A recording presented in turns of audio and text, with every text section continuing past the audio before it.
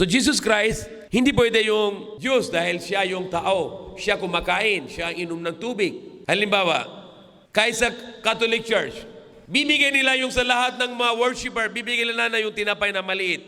Doon sa bibigyan ng pari sa isang tao. Ano sabi niya? Kumakain ka ng katawan ng Diyos.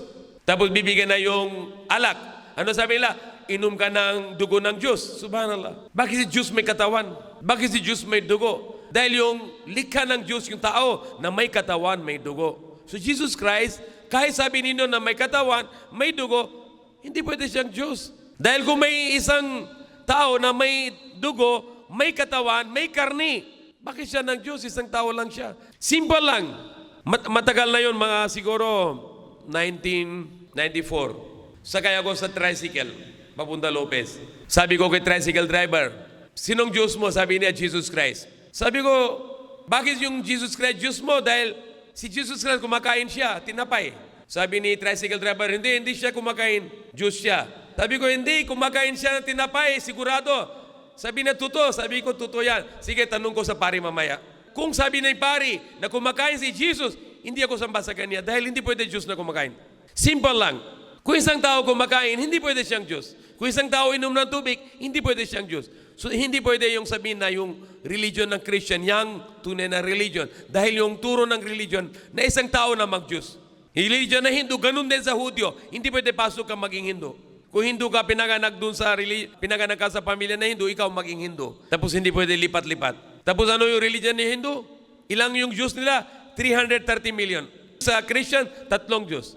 Si Hindus, 330 million. Dahil yung baka, ilang klaseng baka sa mundo, lahat Diyos. Ilang klase na hunggoy, lahat Diyos. Ilang klase na yung daga, lahat Diyos. Kung bilangin mo, ilan yun? Hindi lang 330 million, billion na yun. Lahat ng Diyos ng Hindus. Yung sa taga-India. Hindu, yung Diyos nila, hayop, tao, apoy, pera. Pera din Diyos. Ano tawag yung pera? Lakshmi. Meron din Diyos na lalaki, meron Diyos na babae, meron Diyos baka, meron Diyos daga, meron Diyos unggoy. Katulad sa nayon sa Catholic Church, kung samba mo kay San Lazaro, luhod ka rin kay aso, tabi ng San Lazaro. Kung samba mo kay San Pedro, luhod ka rin yung manok sa kamay ni San Pedro. Kung samba mo kay Mary Immaculate, luhod ka rin yung ahas dun sa panya. Kung samba mo kay San Librador, samba kay rin kay Carabao dun sa tabi niya. Bawal yan. Kaya may ibang Christian, papunta sila sa Islam. Alam nila ito yung totoong religion dahil walang revolto, walang Diyos-Diyusan, isa lang Diyos. Pinakamarami na yung tao na maging Muslim, mga Kristiyano. Kahit sa Amerika, kahit sa France, kahit sa England, kahit sa Germany, kahit sa Philippines. Pinakamarami na yung tao na maging Muslim na yun, mga Christian. Dahil sila yung pinakamalapit sa Muslim. Kung alam nila ano yung Islam, pasok sila sa Islam. Alam nila ito yung tama dahil diretso samba sa Diyos. So yung Buddhist, yung religion ng Buddhist, siya ba yung tunay na religion? Hindi pwede. Dahil yung religion ng Buddhist, turo ng religion ng Buddhist, si Buddha ang Diyos. Sino ba si Buddha? Indian. So Indian God. Pwede ba na God na pinanganak sa India, tapos papunta sa China, papunta sa Thailand, papunta sa ibabang lugar? Siya yung isang prince, yung tatay niya hari, tapos siya yung turo sa tao na samba sa isang Diyos. Na yun ano ginawa ng Buddhist? Samba kay Buddha. Tapos iba-ibang Buddha. Sa India, yung Buddha payat. Sa Japan, yung Buddha mataba. Masyadong mataba. Malaki yung tiyan ng Buddha. Ano ba ang totoong Buddha? Japanese Buddha, Indian Buddha, Chinese Buddha. Iba-ibang klaseng Buddha ginawa nila. Katulad sa Christian, yung Jesus may brown. Meron Jesus na itim. Meron Jesus na puti. Katulad sa Amerika dati, yung mga black American, hindi pwede papunta sa hotel, hindi sila pwede papunta sa swimming pool dahil may discrimination. Yung mga black African sa Amerika, bawal. Gusto ng isang duman sa ibang state, yung black African, gusto niya pasok sa simbahan para dasal, Christian siya. Doon siya pasok sa pinto, sabi ng yung white man, yung guard, bawal pasok. Why bawal? Because you are black. Ikaw itim. Ito simbahan para yung si Jesus sa loob puti. Hindi pwede ikaw black, ikaw itim. Hindi pwede pasok dito, samba. Dahil yung Jesus sa loob puti. Ikaw itim, hindi pwede. Papunta ka sa ibang lugar.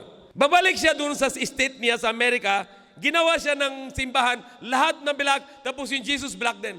Tapos kung papunta yung pasok ng puti, hindi ka pwede pasok dahil yung Jesus sa loob, itim. Black Jesus. Your Jesus, white Jesus, go to your church. That is a black Jesus. You come here? No. You go to white Jesus. So, ginawa nila yung religion ng parang joke. Dito rin sa Manila, Black Nazareth. Ano ba yun na Jesus black, Jesus white, Jesus brown? Hindi yan ng religion ng Jesus Christ. Dahil si Jesus Christ mismo, sabi niya, Shema Israelo, Adonai Ilahino, Adonai Ahad. Hear, O Israel, Lord our God is only one Lord. Pakinggan mo mga Israelites, Diyos natin Panginoon, isa lang Panginoon. Kung siyang Diyos, bakit siya panalangin sa Diyos? Bakit? So kung Jesus ang Diyos, bakit siya panalangin? Dapat hindi siya panalangin.